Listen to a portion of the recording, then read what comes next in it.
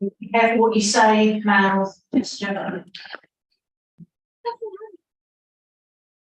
You all. Okay. Yep. Welcome to the meeting of the HR committee and any members of the public who happen to be viewing at the moment. Apologies for absence. Thank you, Chair. We've had apologies from Councillor Barrow and Councillor Weller, and Councillor David Harris is here to substitute for Councillor Pete Barrow. Thank you. Any declarations of interest? To approve the apologies. Can we approve the apologies, please? So, Proposed by Councillor Nolan, seconded by Councillor Harris. All those in favour? Everybody. Thank you. Try again. Declarations of interest. so we've had none pre-notified, Chair, and no councillors have sought a dispensation for this meeting. Thank you. Minutes of the last meeting. And I have a proposal that they are correct, or any amendments that anybody wants to put in. Proposed. Thank you very much. Second. Thank you. Great. All those in favour, please show. Unanimous, thank you. Can approve the meeting. Thank you very much. Can I just ask a question that I think the very last one, did you manage to make up the staff in the toilet cleansing department after that? So we're still looking at budgets for that, and I hope that we can share something within the month, hopefully, Ian. And because we have a committee approval for that, we can share that on email and move that forward as quickly as we can. But with the budgets only being in Q1, it's a little challenging. Okay. Thank you. Any councillor questions and statements? Oh, we got one?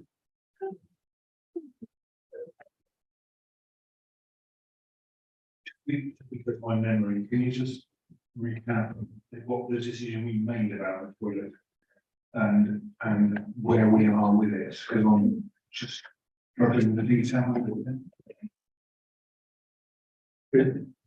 The sort of motivation of the question is that we don't have budgetary issues, do we?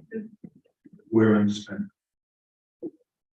It's a question of identifying an appropriate level of underspend. No, no. Financial issues? No, we're not. No, I'm sorry if I inferred that we were in any form of budgetary crisis. It's my sensitive side. Watson. Yeah, I just think. Can you just? So with regards to struggling to recruit Clinton team, what we did do is it still continues to be a struggle. However, if any of the full-time staff, any of the staff that are employed in casual or permanent members of staff wish to do overtime, then we did pay them an enhanced rate, which we wouldn't normally do. So if we were doing that, we did make savings because we didn't then have to pay for an agency or a external cleansing company, and we continue to do that. And how many vacancies have we got now in the cleansing team? I think we're talking about that in a confidential session, but we're currently running with new vacancies. How tall? 2 out of 4, we've got 4 permanent positions that do a fill. So 50%. Thank you. Thank you. Any other councillor questions? Thank you for that. Right. Public questions. Public questions. We've had none pre-notified there, and there are no members of the public in attendance. We don't have a vice chair. Anybody wishes to come and help me, let them come up, otherwise I'll soldier on. Thank you. We'll help you sitting here. But I can see you all here. Right. So we move on to item number 7, democratic and civic officer role. Is that the town clerk? Yeah, thank you. Thank you, Chair. I won't go through all of the detail in the report. However, members will be aware of the struggle we have had to recruit a democratic and civic officer. We've had 2 rounds of recruitment for the existing job description that we had.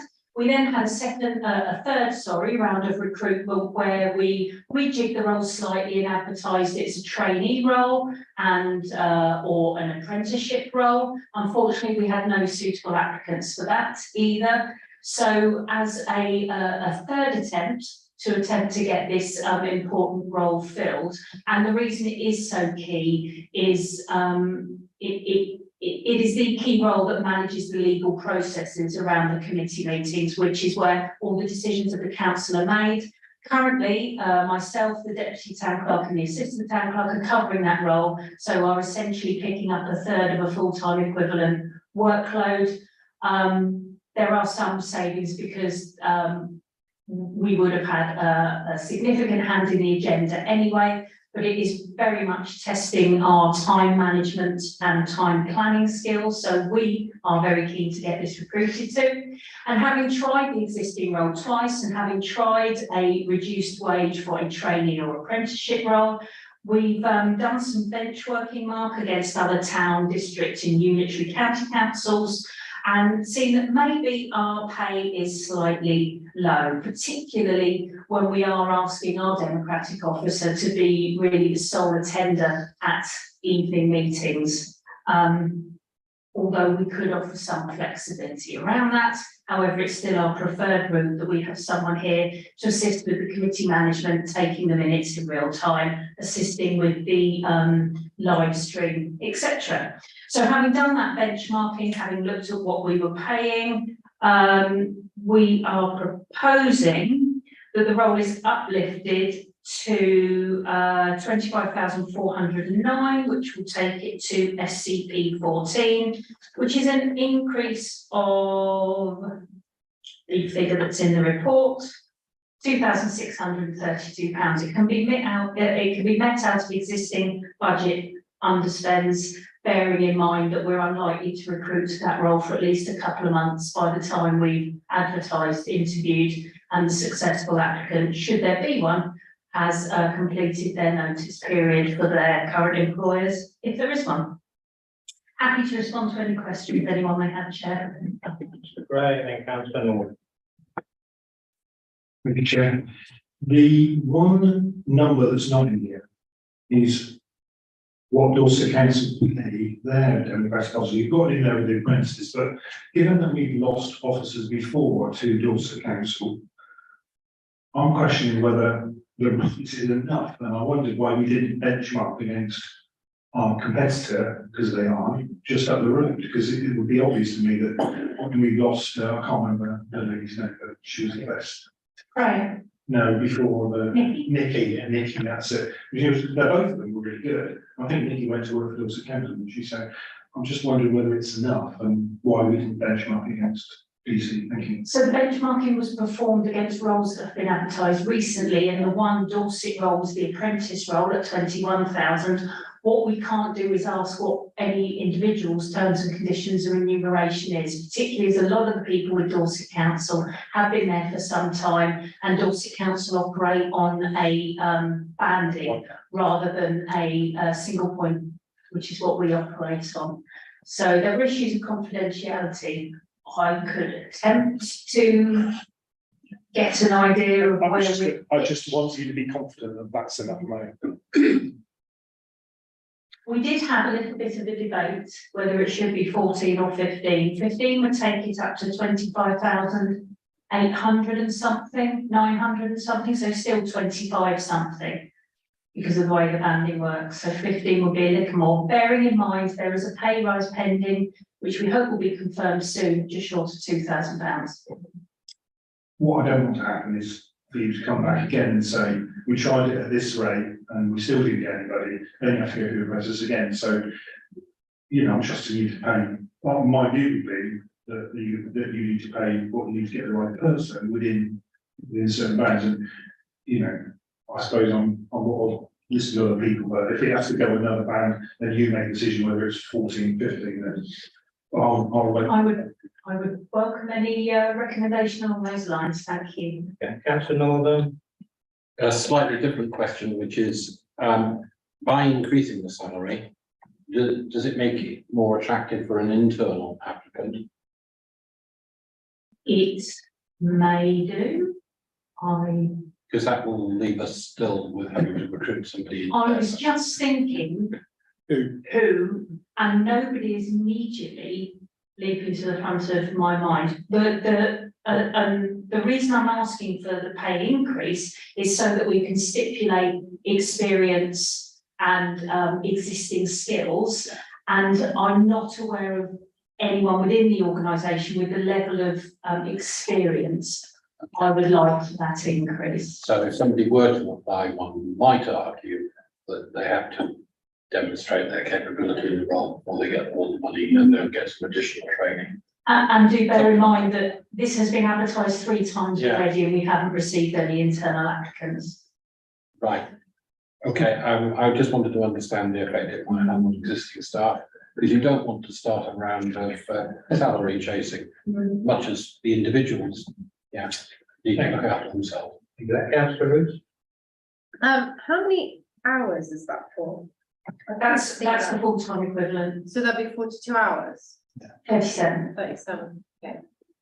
I'm just thinking, and my little thoughts here, a lot of people that I'm working with who are unemployed are having this kind of, there's this bit of a crisis where it's kind of, I want a life, but I need to make enough money to have a life. And it's a kind of, I know you put in there flexible working and, you know, that people can do job shares and all sorts. I just wonder if it's worth working out the pay so that somebody could go, well, it is enough for me to do less hours. You know, that kind of work smarter, not harder. So if somebody is working 3 days a week and earning the same amount of money and doing the same amount of being as productive as working 5 days a week. So Do you see what I mean, where I'm kind of going with that? if I may, Chair, I'm aware that some organisations have been trialling the 4-day week, where people work the 4 days, but are paid for the 5. I think if we were to offer this for one role within the council, it would need to be something we offered across the board, just from an equity point of view, particularly around equal pay claims, which is something we'll be talking about, I'll be mentioning later tonight. We have advertised the role as flexibly as we possibly can. So job share, term time only, compressed hours to fit around school runs, part-time. You're selling it to me, Jane, I just got So one thing we were talking about today was the need to revisit the way we market this role and revisit the way we term the job description to make sure that it's really quite blatant, quite how flexible we are without sounding overly desperate. Because it is one of those roles where we can really bring a high level of flexibility, term time working, school working, I think that's evening really working. good, and I Yeah. think that will, because I do link the vacancy page, which I know is empty right now, to a lot of people that I'm working with, because I'm literally like, you don't realise that this is quite a good place to work, that you will be paid a good wage and you can have that flexibility. I think when people recognise that, and I've got somebody who I'm working with at the moment who's desperate to maybe have something with Weymouth Town Council. So it's that kind of, I think, keep pushing it, rejigging it, and someone will bite. It's a lovely role, and what's beautiful about this role is it teaches so many key transferable skills. We hope that someone will stay with us for a very long time and hopefully progress within our organisation. But for anyone who's always dreamed of a career in local government, it's a great entry level because it really gives you a good solid grounding, not only in the committee and the democratic process, working with members, working with staff.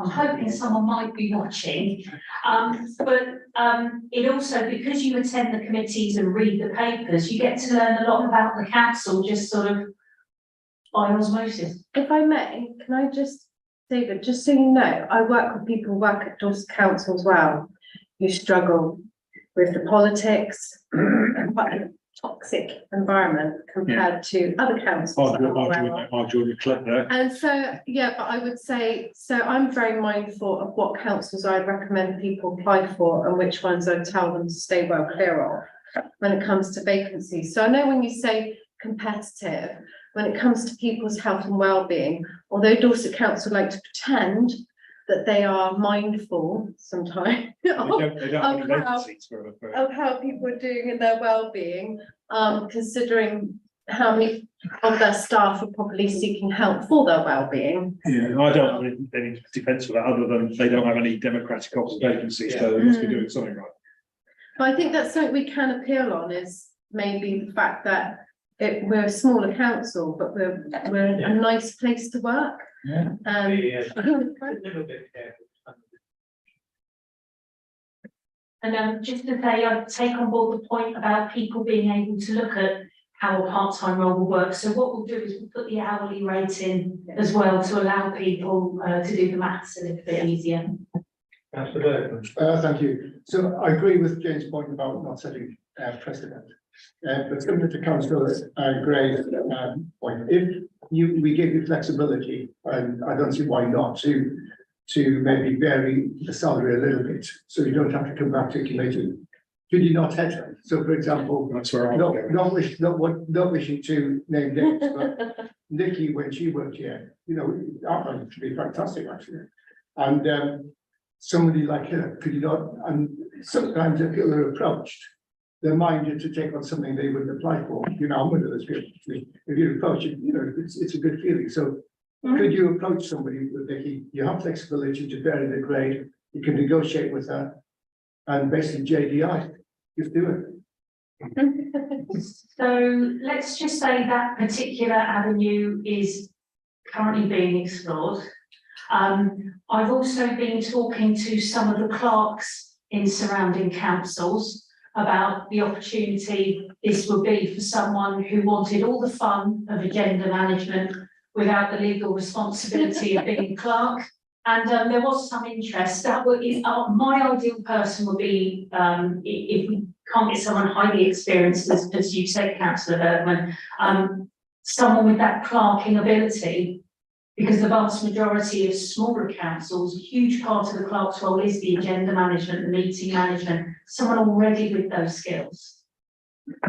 Councillor Gray. Sorry, I don't want to elongate this. Can we, Yes. your proposal? I will come to that. The one question I had was, I was going to ask, and Councillor Bergman would beat me to it, but why don't we just pay a headhunter to go and find somebody? Because in commercially, that's what if I can't find somebody, I just say, there's X, just go out and find me somebody. There's a fee, but yeah. There's, you know, it's normally 10% of the salary, just go out, just ring up, whatever. I haven't talked to you, but it comes before. Just you know, and then they can sell the story. But the second point I want to make was an amendment and a proposal, which was, can I propose that we, Just before, I think Ian would like a word. It's only just to come back very quickly, Councillor Gray, on that. I'm not too sure of the exact legal requirements, but I know there are some agreements within local government that has the better transparency in the rules we have to comply with about the advertising may not allow us to do headhunting, but it is something we can have a look at and explore. Because you might be. Well, you could do it. There shouldn't be any rules excluding headhunting, because that's what we do at executive level, at manager level. I think within local government, and this is something subject I'm not entirely convinced of, is we have, local government has agreement with unions, how they will advertise roles within the local government. I think it's what's reasonable, and if you've gone down every avenue to find somebody and you still can't, there's nobody reasonable who's going to say, so use a headhunter. Yes, we did. You know, could use some money. Anyway, I'll leave that to you. It's just a, you know. Your amendment. The amendment would be that the anticipated rise across all places up to SCP 43. If you make that SCP 44, Oh, gosh, no. no, Oh, no. 15. Sorry, 15, yes, one more. Sorry. 43? Yes. Good Lord. I'll do it myself. I thought you were. Oh, yeah. So, well, one more, 14 to 15, and then you pay either 14 if you get the right person, or 15, so that you don't have to keep coming back to committee if it's such a key role. Yeah. Agreed. Because we'll just debate it again and somebody, yeah, how much extra? It's approximately £500 we're looking at. And what's 16? 16 would take it up to about 26 and a half off the top of my Then head. I propose 16, 14 to 16. and trust you to pay whatever you, up to 16, depending on getting the right person. That's Or as councillor Norton said, 14 going to 16 on completion of additional training. Councillor Harris is second. Those in favour, please show. Thank you. Thank you very much. Definitely put the hours as well. Just because some employers, like they pretend it's like, it's that. I'm sure it says 37, but I will check. Yeah. Right, we move on to item 8, job evaluation. Harmonisation project. Thank you, Jen. This is a report I was asked to bring forward on job evaluation and harmonisation following previous discussions. We have looked into the implications and the prospective costs. The most significant cost is the one that you have to build into your future salary budget to meet any requirements. Prudence and experience shows a figure of approximately 10%. Of course, it could be lower. Of course, it could be higher. The actual cost of carrying out the JE will be just short of £7,000 and the harmonisation another £3,000. However, members will have hopefully picked up from the report that the officer recommendation is that we don't make this decision at the moment and that we postpone it to approximately 2025. And the main reason for that, councillors will have received a confidential report that we're not able to discuss in open session, but we will be discussing later on tonight when we move into confidential session, is that currently the workforce does have a number of changes it's working through and embedding based on recent changes and in some ways not so recent changes. But one thing I would urge you to think about is the little change graph I popped in the confidential report. But for us as a committee, the decision was made some time ago, and so for us, it feels like that's the end. The decision's been made, that's the end of it. Whereas really, that decision being made is the beginning of the workforce journey through embedding those changes. There have been some significant changes, there have been significant posts removed from the establishment and significant new posts brought in. I would just urge you to allow a little bit of time before we bring any further potential upheaval. And there is a certain fear and distrust of JE amongst some areas of our workforce who have relatively recently, I'm thinking 6 or 7 years ago, been through this, and not all of them had a wonderful experience, shall we say.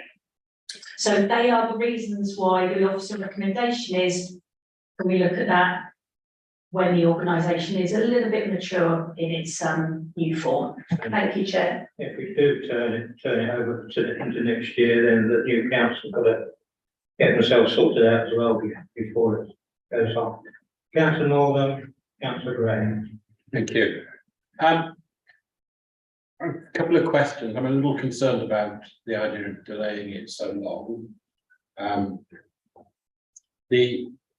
I could do with some clarity on whether job evaluation is about a person in a role or about a job of this type.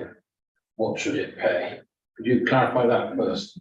So job evaluation is based on the role itself, and if the remuneration and conditions for that role are correct, it doesn't have any bearing on the person who is in that role at the time. It's purely on the role. So I wondered whether we really have 48 different roles in that need evaluating. I can't remember our number of employees who aren't senior, haven't already been done. but it seems an awful lot of different roles to have. That is 48 members of staff who haven't had their roles JE'd in the past couple of years. Sorry, And there are very few places where roles are doubled up. Even say within the beach team, we have 3 senior beach supervisors, officers. They each have slightly different roles, which require them to do slightly different ways of working. One is, say the officer looks after catering, that's known now as 9 till 5-ish. Whereas events can be evenings, weekends, attending lots of different meetings in other areas. The gardening, the green spaces staff, we may have 3 or 4 people with the same job title, but they can do very different things because there's a lot of doubling up in some cases. So we might knock it down to 42, 43. that concerns me because I think we should have interchangeability across our staff. And the fact that we've got 48 members of staff and you're suggesting that they each do something slightly different is worrying to me. I would have thought that in certain parts there are unique roles, but in many of our larger departments, there ought to be standard roles and standard job descriptions and standard pay. So I'm a bit surprised at that. And if you may be worth looking at how other councils approach this, because I can't believe that of our 50 members of staff or 48 members of staff, we need to do 48 job evaluations. I would have expected it to be a fraction of that, like half. No, I could never get it down that low.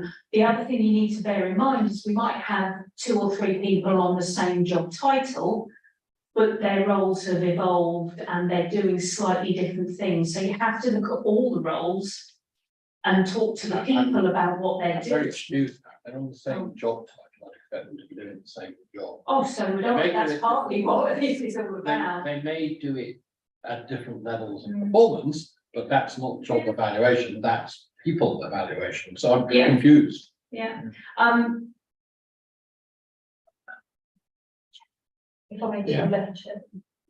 Yeah. I think what you're talking about, Councillor Northern, actually is right in so much is that the sort of place which we would like to get to.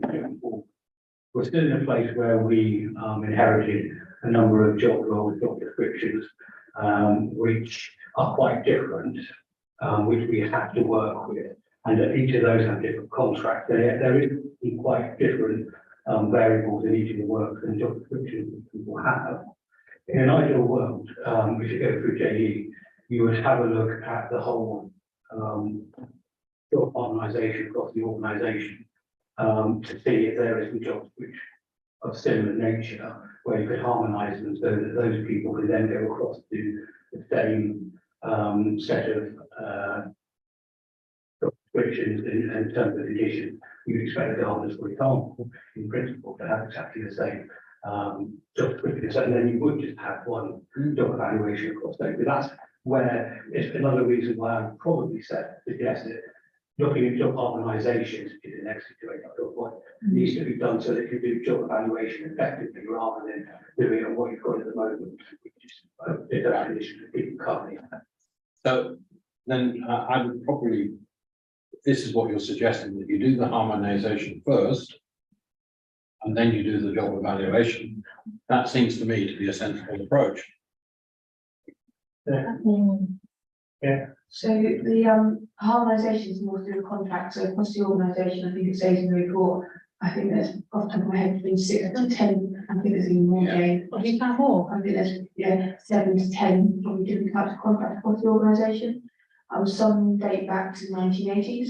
So if we start from harmonising people's contracts is a huge undertaking in itself. Okay. We have completely different terms and conditions regarding overtime and so forth across the organisation. So we are getting there naturally through natural wastage and so forth. But that's a completely separate large piece of work. Yeah, let somebody else come in. 'cause Yeah, I need to think about this. I think, It's awkward. when you're doing a scheme like this, everybody would fill out some form of questionnaire, so you're still going to be dealing with the total. Councillor Gray. One comment, two questions.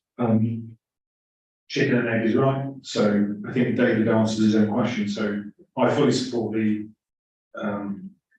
delaying it till 2026 because of the reasons you stated, 2025. JE is specifically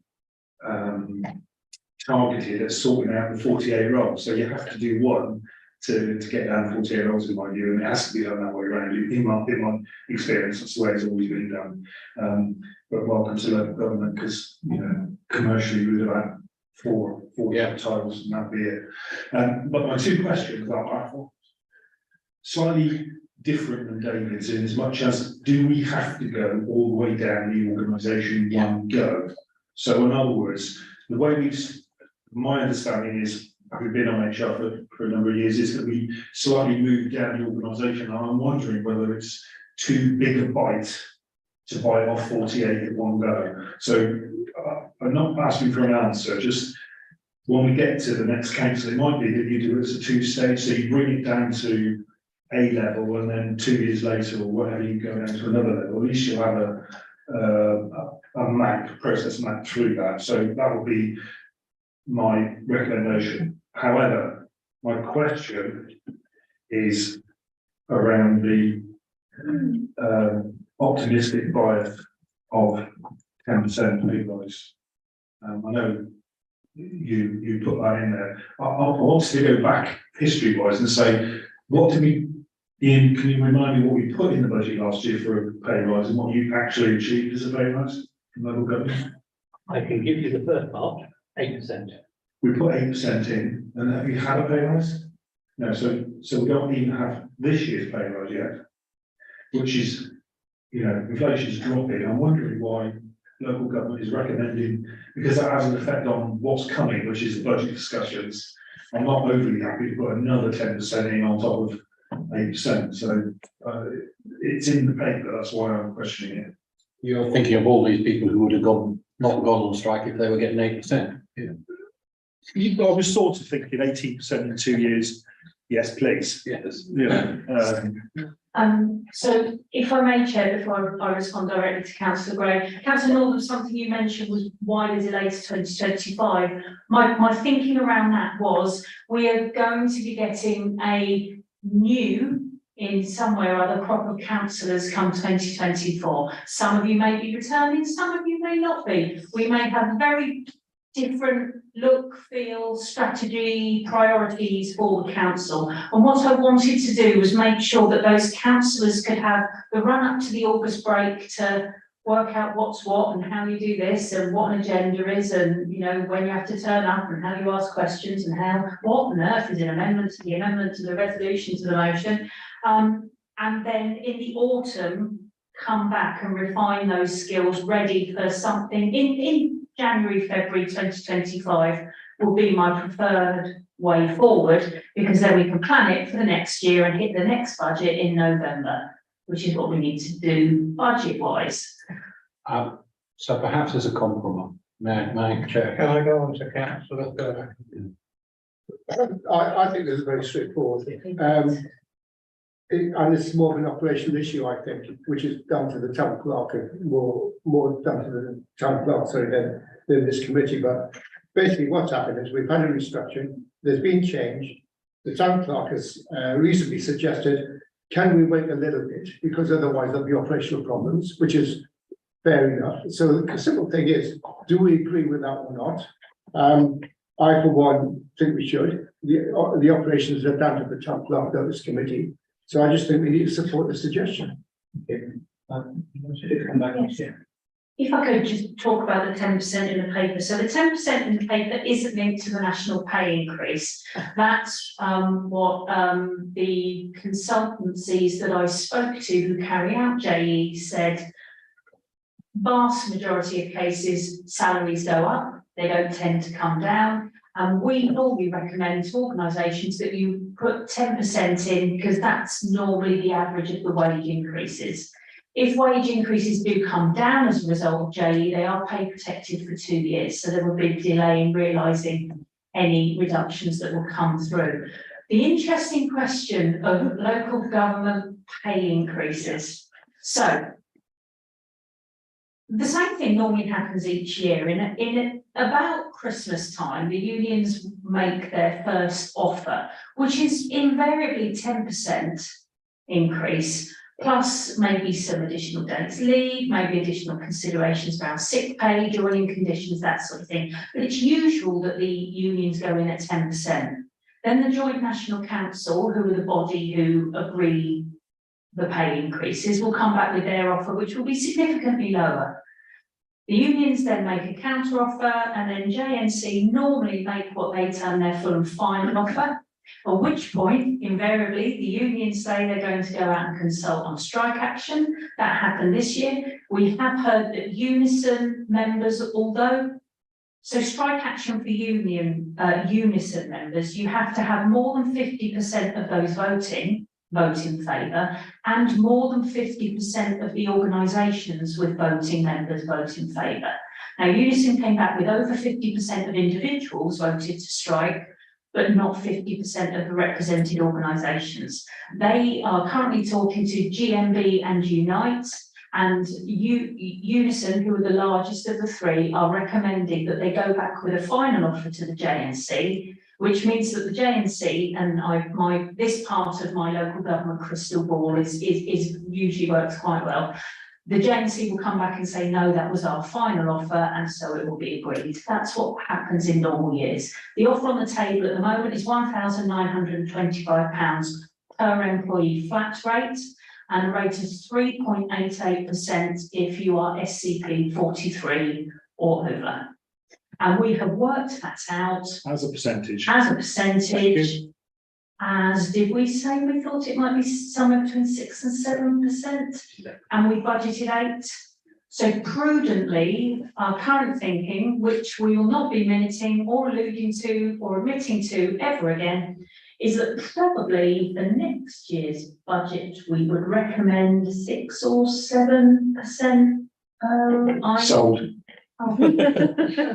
No guarantee of what we'll actually get, and in any case, we won't find out until November, December next year anyway. I've come to look at the JNC pay negotiations as a rather interesting sort of Christmas savings club. Yeah, there might be a few doctors that might want to enjoy that.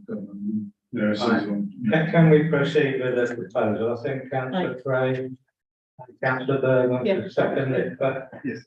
You Is can that the repeat it. proposal that stands, Chair? As it is the recommendation in the agenda? Well, yes, it is actually, but for the reason of ADA. And that's been proposed by Councillor Gray, seconded by councillor Berg. you. All those in favour, please show. Thank you very much. A good discussion. We'll move on to number 9, the staff handbook and policy review. Thank you. I hope you've read it all. Any questions? Any comments? It's, Ian can introduce it. Thank you, Chair. This is a combination of quite a large piece of work, which has been on the sort of horizon that we would wanted to get in place for some time. We just haven't really got around to bringing all of this together previously. As you say, it is a large document, Chair. I have noticed when I continue to proofread, there's a couple of words which need changing, not to change the context. So if anybody does notice anything, they can drop me a line just before we take it to full council. But I won't say what they are, just so that would be amended to the rest document from start to finish. And deliberately put in there, obviously. But what this is attempting to do, Chair, is really bring together in one single document a single way of working across the whole of the council. We've already alluded to, we've inherited quite a lot of different contracts and different ways of working. And we've tended to find that different departments are doing the same thing in different ways. So part of this document allows the whole of the council managers to have a single set of rules and procedures that they follow, so that we're all doing something in the same way, which I think is important to have across the organisation. What is also contained within the handbook is a revised list of policies which have been produced in conjunction with our HR advisors. And that's important because they are all legally compliant and comply with all of the legislation which we currently have. And we will automatically be notified of any changes to the legislation, so this will be updated as and when those changes come through. And what they also do within the policies is just allows us to have a degree of flexibility, which is important for a council of this size. When we had some policies in the past, we've become a bit unstuck where they're quite specific of who can do something. So just as an example, there's a disciplinary procedure is quite specific of who can do the investigation, the hearing and the appeals, and this just gives us a bit of flexibility to allow us to apply those policies in a much better manner. So I'm happy to take any questions or observations. Yeah. Thank you. Councillor Ruth? It is massive, but I really appreciate that because a lot of people who are struggling with employers often need to know what the grievance procedure is or what certain procedures are and haven't been given the documentation until that issue comes up. So it's fantastic if somebody gets it when they arrive, they know exactly what's what. Can I ask, on the uniform and the sorry, I'm looking through it. On the uniform and the dress code, it seems absolutely fine to me. I just wanted to check if somebody turned up and they had bright orange hair or bright blue hair, would that be an issue or would that be fine? I'm just checking because there have been issues recently with certain employers, maybe even the NHS, certain areas where they will ask people to cover their hair up. And I Just have wondered some. if that was anything that would ever be an issue at Weymouth Town Council. No, there is no policy regarding hair colour, tattoos, anything like that. We welcome real people coming to work and stand for election, and real people come in all shapes, sizes, and various different colours. With or without. Yeah, with or without Love hair, it. yes. Love it. And just on your point about how long this is, because this replaces significantly longer individual policies, I think we've gone down from something like 300 pages to 84. So if you look at our grievance policy at the moment, it's something like 10 pages, whereas in this, it's a lot shorter, easier to understand, builds in flexibility while still meeting all of the legal requirements that the council has. So it's a long document. Good reading material, but Excellent. bedtime reading material. Is that what you read to your son before you? Yeah, no, you know, if he's not going to sleep, he'll be. Once upon a time. Is somebody else who indicate? Yeah, Councillor Burke. I must admit, I haven't read it, but so I just ask, generally speaking, does it deviate much in any point of principle from other council handbooks? As far as you know. No, not as far as we know, and our HR advisors, Crona, are HR advisors to many councils. I don't have the exact figure, we did ask, didn't we? They're highly experienced, they're used by Portland, is it, no?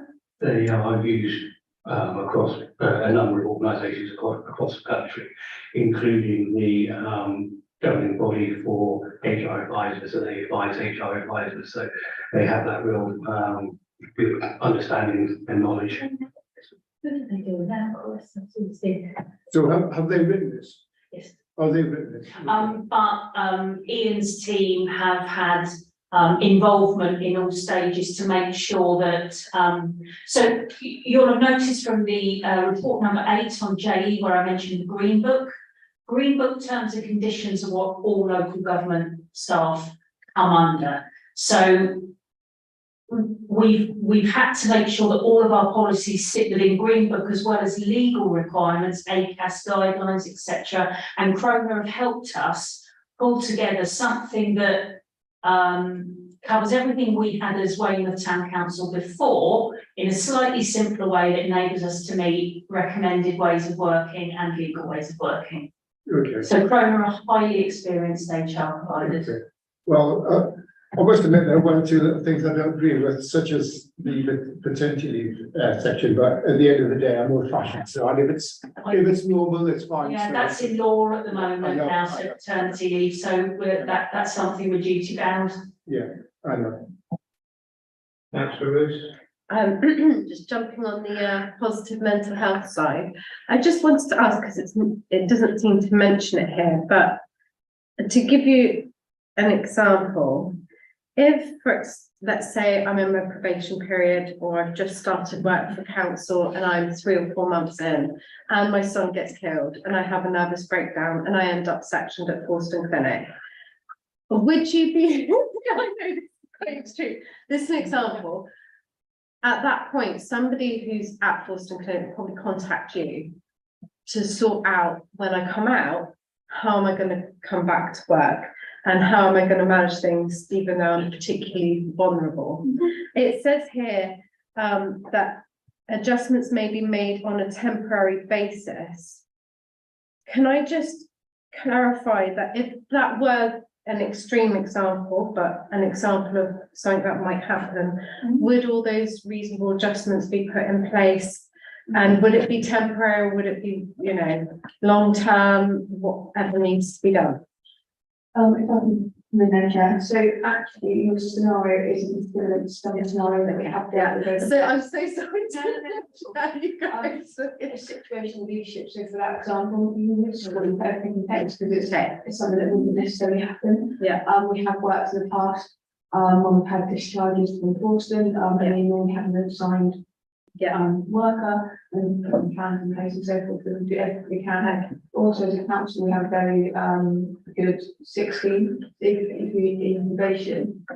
30 months, you get very good pay anyway. So, but again, we do everything we can to support and ensure that you have the workplace. Good. I just wanted that assurance because that's like I do. Yeah.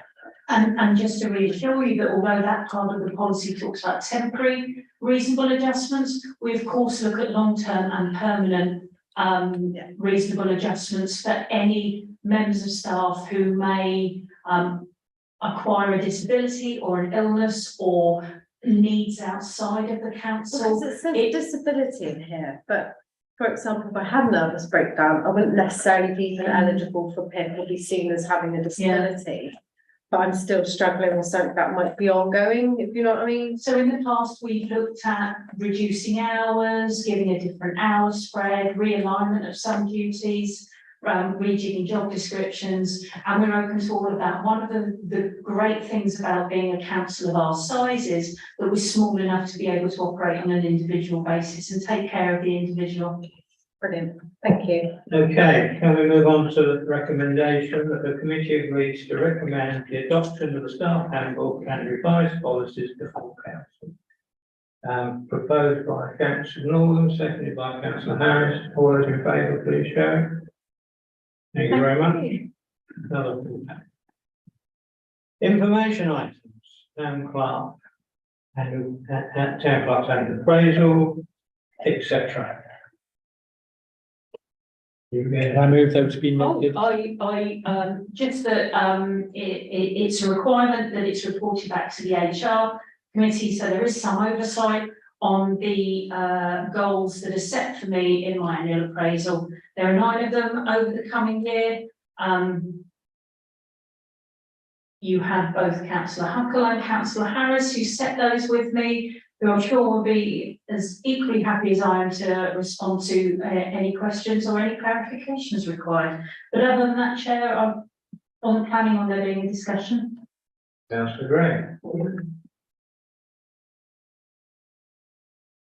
Nothing on the appraisal.